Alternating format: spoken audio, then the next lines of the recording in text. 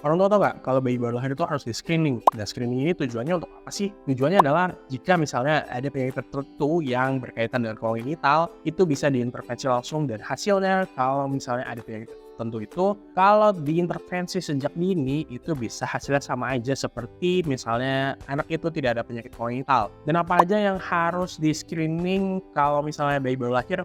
Kita simak dalam video berikut ya. Preview.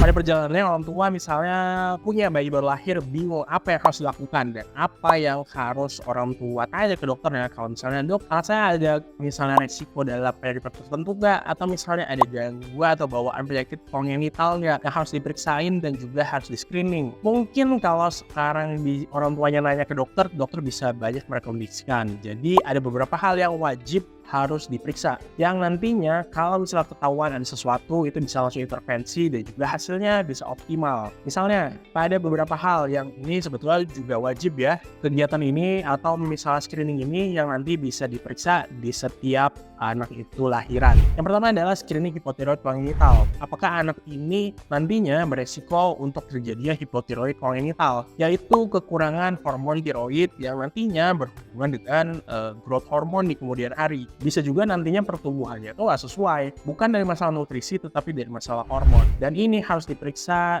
usianya adalah 48 jam sampai dengan 72 jam optimalnya. Nanti bisa diperiksa dari darah di tumit kaki anak, diperiksakan apakah ada gangguan hipotiroid kongenital atau enggak. Kalau misalnya ketahuan dan dari awal dari screening ketahuan, di terapi dan di intervensi, ini hasilnya bisa aja normal. Dan ini sayang banget ya, ketika orang tua nggak melakukan screening, padahal ini bisa diintervensi dini dan hasilnya baik-baik aja. Kalau misalnya ketahuan, kan bisa nantinya anak itu nggak ada gangguan pertumbuhan gara-gara hormon. Ini sebetulnya program pemerintah dan bagus banget. Jadi orang tua harus pastiin anaknya mendapatkan screening hipotiroid kongenital. Lalu yang selanjutnya adalah screening pendengaran. Screening pendengaran ini adalah untuk mengetahui apakah nantinya anak itu ada gangguan pendengaran nggak di kemudian hari. Atau misalnya memang ada gangguan pendengaran tetapi bisa langsung diintervensi. Jadi pada usia 0 sampai dengan 28 hari, anak itu bisa diperiksa otoakustik emissionnya. Jadi memeriksa fungsi dari telinga itu sendiri.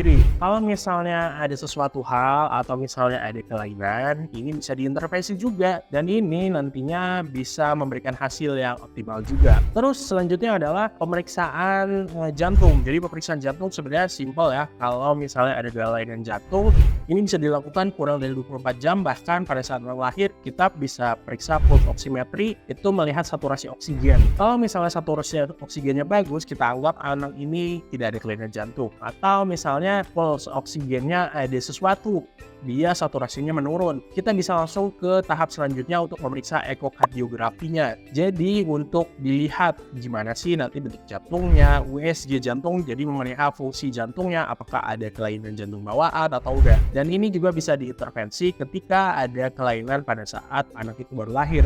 Terus yang selanjutnya adalah gangguan penglihatan. Sebetulnya gangguan penglihatan ini pada bayi-bayi tertentu aja. Misalnya bayi-bayi prematur yang lahir di bawah 34 minggu. Ini beresiko. Jadi ini beresiko terjadi ROP.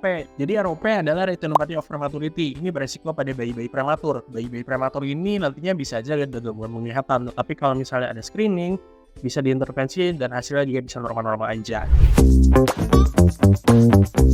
Preview.